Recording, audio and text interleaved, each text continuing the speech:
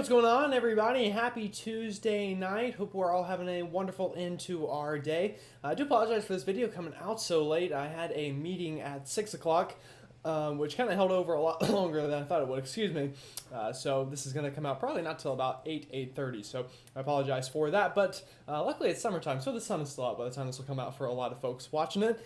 So that is one good thing, I guess, to add. Now, we do have a lot to talk about today in terms of severe weather on the way for the next couple of days, a heat wave as well, and a lot going on in the tropics. Although I don't want to overhype it too much because although there's a lot of things on the tropics map we're going to look at, in the end, a lot of them are very low threats to the United States currently. Now, things can change, of course. It is that time of the year where anything can sneak up on you, and, we'll definitely keep you up to date on that. But other than that, I think that's all I've really got to add. Oh, yeah, one thing I did want to say about yesterday, I know I did not have a video out yesterday. I actually recorded the video and all, but unfortunately, whenever I went to upload it, I guess I just did not see that the file got corrupted and a lot of jargon stuff. So anyway, I apologize about that.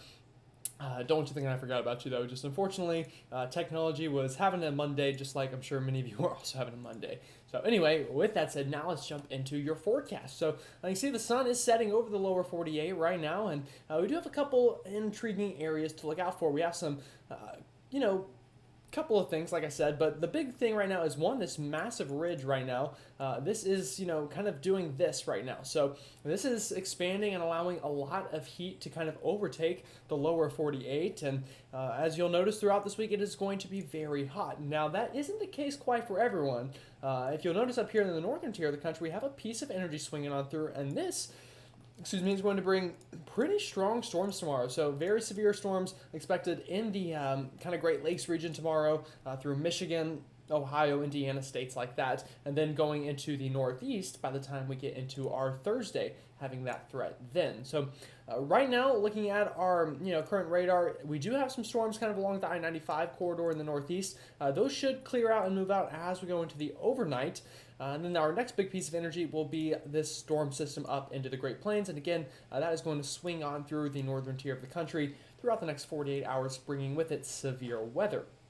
Now, the other big storyline is all of these heat advisories, and this will likely expand going out through this week and into this weekend as things really heat up for a lot of Americans.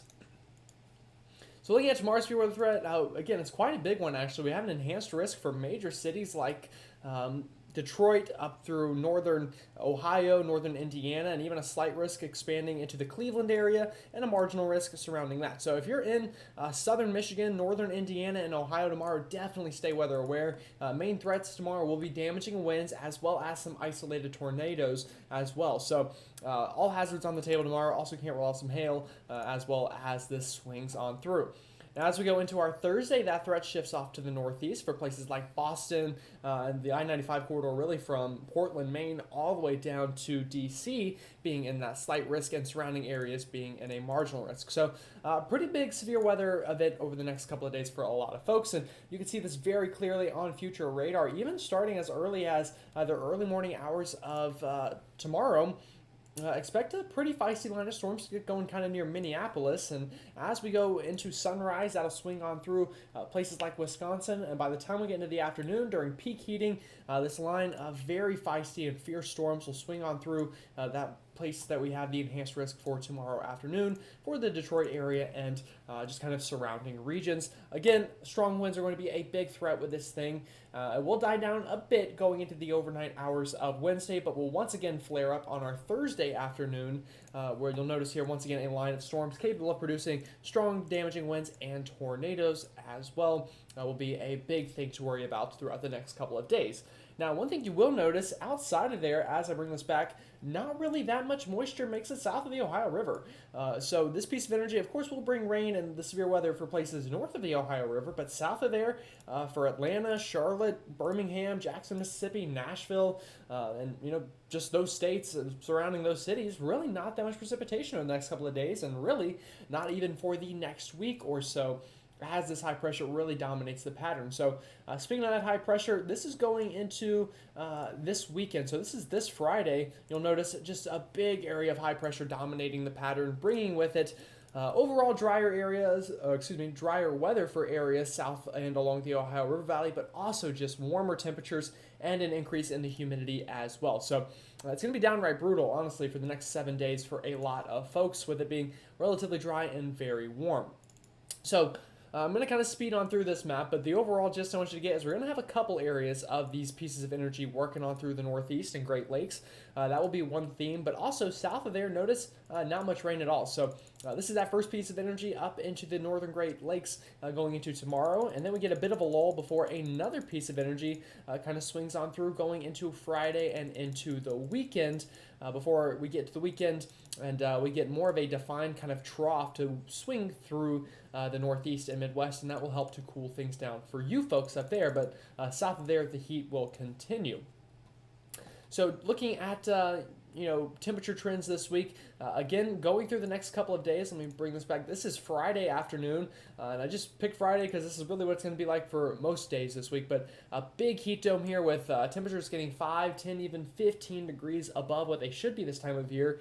And, when your high temperature is already near 90 and you start to get 10 degrees above that, you're really pushing into the hundreds and things really get quite uncomfortable. So it's one of those weeks you're really going to want to stay hydrated out there. Put on the sunscreen, although, that isn't directly related to the heat per se, but, it's still summertime, so wear the sunscreen, stay hydrated, and, just do the normal things you do this time of year to stay cool out there. Now, in terms of relief, again, we will have a trough kind of swing on through the Northeast going through this weekend, which will definitely help for you folks up there, but south of there and west of there, things will continue to be brutally hot. So this is going into Sunday afternoon and evening. Again, cooler in the Northeast, but still brutally hot into the Southeast and the Southern Great Plains, and really just the Great Plains as a whole. And that looks to hang on to that general idea going into the medium and long range as well. So speaking of that heat, over the next 6 to 10 days, very high probability of above average temperatures here, kind of again into the southern and western tier of the country. But if you're into the Northeast and specifically New England, you're definitely going to see nicer weather over the 6 to 10 day period. So for a lot of folks, really just an unfortunate, very hot summertime pattern. But if you're up into the Northeast, you'll catch a break for sure. And in terms of precipitation, average to below average precipitation where that heat dome locks into place, and slightly above average precipitation up into the Northeast where those troughs will move on through, and we will also see those cooler temperatures. So now moving to the tropics. Again, I don't want this map to concern you too much. We do have areas to watch for sure, but overall there's only really one of these that has my attention to at least the fullest power. Now obviously I'm watching everything here, but this area honestly has a low chance of developing, like a 10% chance, and even if it does, it really likely won't get all that strong. So that one's not too big of a deal. 95L, which we were talking about last week, has really fizzled out and hasn't gone to that strength that some of the models thought it would. So that's good news, and this will likely dissipate out here over the Caribbean with dry air and wind shear kind of attacking it. Now this area that's crossing over Africa right now is a bit of a different story. Now once this kind of gets up into this region, we'll definitely have to watch. Climatology tells us that area is pretty ripe for storms to form this time of year, so we'll definitely watch it. But right now, still nothing major on the horizon in the tropics, but of course, we will keep you updated on that front. So again, that's all I've got for you tonight. I apologize for the video coming out late, but life happens, as I'm sure you can all imagine, and also sorry about yesterday's video. With that said, though, again, hope you all have a wonderful rest of your Tuesday night, and I will see you all tomorrow.